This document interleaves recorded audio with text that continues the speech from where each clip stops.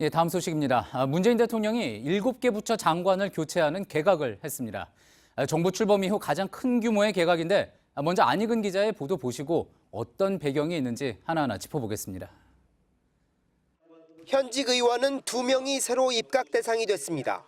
행정안전부 장관에는 진영 의원이, 중소벤처기업부 장관에 박영선 의원이 내정됐습니다. 전문가 출신도 전면에 나섰습니다. 통일부 장관에는 김현철 통일연구원장, 과기정통부 장관에는 조동호 카이스트 교수, 해수부 장관엔 문성혁 세계해사대학 교수가 내정됐습니다. 관료 출신으론 최정호 전 전라북도 부지사가 국토교통부 장관에, 박양우 전 문화관광부 차관이 문체부 장관으로 지명받았습니다. 청와대는 인선 기준으로 성과를 강조했습니다. 문재인 정부의 중반기를 맞아서 국민들이 체감할 수 있는 성과를 내는 게 중요하다. 그리고 이런 성과를 위해서는 능력이 검증된 인사를 발탁한다. 진영 의원은 박근혜 정부 때 보건복지부 장관을 맡은 데 이어 문재인 정부 행안부 장관에 지명되면서 두 정부의 서로 다른 부처 장관으로 지명되는 이색 경력을 갖게 됐습니다. 외교안보 라인은 크게 흔들지 않고 통일부 장관만 교체했습니다. 문 대통령은 또 차관급인 식약처장에 이의경 성균관대 교수, 초대 대도시권 광역교통위원회 위원장에 최기주 아주대 교수를 임명했습니다. JTBC 안의근입니다. 이번 개각에서 특히 눈여겨볼 인물이 김현철 통일부 장관 후보자입니다. 학자이면서도 참여정부에서 북핵 협상에도 참여를 했었는데 특히 김 후보자가 쓴 협상의 전략이란 책은 문재인 대통령이 즐겨 읽기도 했습니다. 여러모로 북미 관계가 힘든 상황에서 앞으로 또 남북 관계를 잘 풀어가야 하는 숙제를 안았습니다. 김소연 기자입니다. 하노이 이후에 협상을 재개하고 또 나아가서는 또 성공시키기 위해서는 창의적 해법을 마련해야 할 것 같고요. 개성공단과 금강산 관광 재개 가능성에 대해선 노력해야 한다고만 답했습니다. 김 후보자는 정동영 전 통일부 장관의 정책 보좌관을 맡아 개성공단 문제를 두고 미국과 협상했습니다. 북핵 폐기를 약속한 9.19 공동성명을 만드는 데도 참여했습니다. 하노이 북미 정상회담이 결렬된 뒤 문 대통령은 남북관계 발전에 속도를 주문한 바 있습니다. 적극적인 대북 정책과 경제 협력 전략의 필요성이 김 후보자 지명의 배경이란 분석입니다. 김 후보자가 쓴 책은 문 대통령의 독서 목록에도 올랐습니다.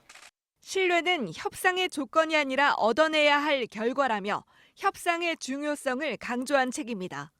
김 후보자는 지난해 4월 국책연구기관인 통일연구원장에 임명됐고 남북 정상회담의 자문도 맡아왔습니다. JTBC 김소현입니다. 예, 개각은 당초 이제 설 전후로 예상이 됐지만 한 달 가까이 지난 오늘 발표가 됐습니다. 그만큼 문재인 대통령이 인선에 고심을 거듭한 걸로 보이는데요. 잠시 청와대를 연결해 보겠습니다. 자, 심수미 기자, 이거부터 좀 짚어보겠습니다. 정치인 출신이 눈에 띄게 줄었는데요. 어떤 이유가 있을까요? 네, 전체 18개 부처 장관 가운데 전현직 의원은 8명에 달했는데 이번 개각으로 5명으로 줄어들었습니다. 대신 학계와 정통 관료 출신 전문가들을 대거 전진 배치했습니다. 국토부 노조는 이례적으로 환영 성명까지 발표했는데요. 일기 내각이 청와대의 진두지휘 아래 각종 개혁 정책의 밑그림을 그렸다고 한다면 2기 내각은 이를 실행에 옮겨야 하는 만큼 부처 장악력이나 또 현장과의 소통 능력을 더 중시한 걸로 보입니다. 청와대는 임기 중반인 올해와 내년이 사실상 국정운영 성과를 낼 마지막 기회로 보고 총력을 기울이겠다는 계획인데요. 특정 지역에 편중됐다는 비판도 나오고 있지만 청와대는 오직 성과를 낼 수 있는지 여부만 보고 인사를 했다고 설명하고 있습니다. 예. 자, 야당에서는 이제 이번 개각이 총선을 대비한 것 아니냐 이런 비판도 나오고 있습니다. 이에 대해서 청와대 입장이 나왔나요? 네, 총선이 다가올수록 의원 출신 장관들의 부처 장악력이 떨어지는 건 좀 어쩔 수 없는 측면이 있습니다. 어차피 국회로 돌아갈 사람이라는 인식이 직원들 사이에 퍼지기 때문인데요. 청와대는 부처 분위기 쇄신 차원에서 돌려보내는 것일 뿐이지 총선을 앞두고 장관들을 대대적으로 징발하는 성격의 개각은 아니라는 입장입니다. 비문재인계로 분류되는 박영선 의원과 옛 새누리당 출신 진영 의원의 입각을 두고선 여당 내에서 좁게나마 탕평의 취지를 살린 인사 인사라는 평가도 나옵니다. 예. 자, 당초 또 이제 진영 의원, 박영선 의원 외에 우상호 의원의 입각 가능성도 계속 나왔었는데 우 의원은 이번 대상에서 빠졌습니다. 그 배경은 뭐라고 볼 수 있을까요? 네, 청와대 한 관계자는 당에서 필요한 사람이라는 요청이 당에서 있었다고 설명을 했습니다. 내년 총선을 대비해서 우상호 의원을 당에서 놔주지 않았다는 겁니다. 정치인 출신 장관 내정은 어제 강기정 정무수석이 이해찬 대표를 만나서 최종 결정됐다고 알려졌습니다. 지금까지 청와대에서 JTBC 심수희입니다. 예, 이번 개각으로 청와대 참모와 장관들이 대거 민주당으로 복귀하는 것도 눈에 띄는 대목입니다. 앞서 심수미 기자가 잠깐 언급을 했듯이 당장 여야의 반응은 극명하게 엇갈렸습니다. 무게감 있는 인사들을 맡게 된 민주당은 적재적소의 개각이라고 환영한 반면에 한국당은 총선용 개각이라고 강하게 반발했습니다. 이윤석 기자입니다. 자유한국당은 국민을 무시한 개각이라고 비판했습니다.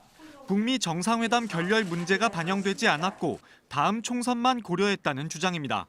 교체하라는 대북 외교 안보 라인은 제쳐두고 총선 올인, 점입가경 개각한 청와대입니다. 안보 파탄, 경제 파탄, 민생 파탄에 대한 고려가 전무하고 바른미래당도 총선 출마를 희망하는 현직 장관과 장관 경력 희망자의 교체에 불과하다고 깎아내렸습니다.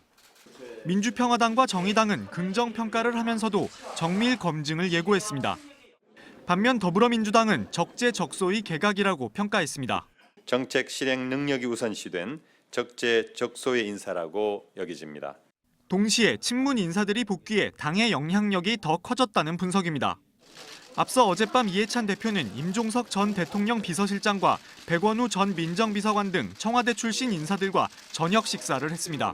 청와대에 가서 고생들 많이 했기 때문에 당으로 이제 복귀할 사람들이고 이들 중 상당수는 내년 총선에서 중책을 맡을 전망입니다. 역할이 있다면 뭐든 헌신적으로 할 생각입니다. JTBC 이윤석입니다. 다음 키워드 한번 가볼까요? 자, 두 번째 키워드 보겠습니다. 자, 개각 반사 효과. 예, 이번에도 반사군요. 지금 사진에 나오고 있는 모습은 오늘 이제 입각설이 계속 많이 나왔다가 입각하지 않기로 된 우상호 의원 모습이군요. 그렇습니다. 그러다 보니까 당 안팎에서 좀 설왕설래가 있었는데 그러자 당에서는 공식 입장까지 내놨습니다. 자, 이렇게 내놨는데 자, 우상호 의원이 입각해서 제외된 것은 이해찬 대표의 만류가 있었다. 자, 우 의원 앞으로 차기 총선에서 당에서 중요한 역할을 할 것이다라고 언급을 내놨습니다. 예. 그러니까 장관 내정자에 대해서 환영 논평을 내는 경우는 종종 있지만 내정이 되지 않은 이유에 대해서 사유를 해명하는 논평을 내놓은 건 좀 흔치 않다라는 분석들도 있습니다. 예, 저도 본 적은 없는 것 같습니다. 아무래도 입각설이 그만큼 많이 모락모락 나왔기 때문에 그랬던 것 같기도 한데요. 자, 이제 그러다 보니까 또 앞서 청와대에서도 이 요청을 했더니 당에서 필요하다. 그래서 당에서 놔주지 않았다. 뭐 이렇게 이야기를 했었죠. 그렇습니다. 어쨌든 당 안팎에서 좀 취재를 해보니까 표면적인 이런 이유와 달리 좀 납득이 안 된다는 분위기도 분명히 감지가 됩니다. 아까 그 민주당 입장을 좀 다시 한번 보시면 예. 자, 대표적으로 우상호 의원은 원내대표를 역임한 당내 중진 의원이다. 그렇기 때문에 당에 필요하다라는 논리 구조인데 예. 그렇게 따지면 오늘 중소기업부 장관에 지명이 된 박영선 의원도 원내대표를 역임한 당내 중진입니다. 그랬군요. 자, 이런 논리라고 하면 박영선 의원은 내년 총선 때 당에서 굳이 불필요하니까 장관으로 가라라는 식의 반문이 나올 수도 있다. 예. 뭐 이런 식의 의견들이 있고요. 예. 결국 어쨌든 다만 그 검증 과정의 어떤 문제라기보다는 뭔가 우 의원이 청와대 코드가 좀 맞지 않는 부분들도 있는 거 아니냐 뭐 이런 식의 입장들도 있는데 예. 자, 우 의원 측에 직접 좀 확인을 해봤더니 입각 얘기가 나오던 초기부터 지지자들에 대해서는 좀 반대가 많았답니다. 내년 총선을 한 번 더 하고 예. 그 이후에 뭐 큰일을 도모하라 뭐 이랬다고는 하는데 뭐 그렇다고 합니다. 그렇군요. 또 이야기가 많이 나오는 부분은 그거 아닙니까? 이제 보통 정치인 같은 경우에는 장관을 해서 어떤 국정 경험을 쌓는 것을 굉장히 바랄 텐데 자, 이번에는 이제 여당 의원이 입각을 하겠다는 것을 당 차원에서 만류를 하고 이제 본인이 받아들인 거니까 이제 그 부분에 대해서도 좀 궁금하다 그런 이야기가 나오는 건데 이런 경우 과거에도 있었습니까? 흔치는 않습니다. 왜 그러냐면 여당 의원이 장관이 되는 거는 상당히 선호하는 코스입니다. 누구나 되고 싶어하는 코스이기 때문에 흔치 않은데 그럼에도 불구하고 뭐 몇 가지 사례가 있습니다. 대표적으로 자, 유시민 작가죠. 알릴레오. 자, 노무현 정부 당시에 보건복지부 장관에 입각을 하려고 하냐?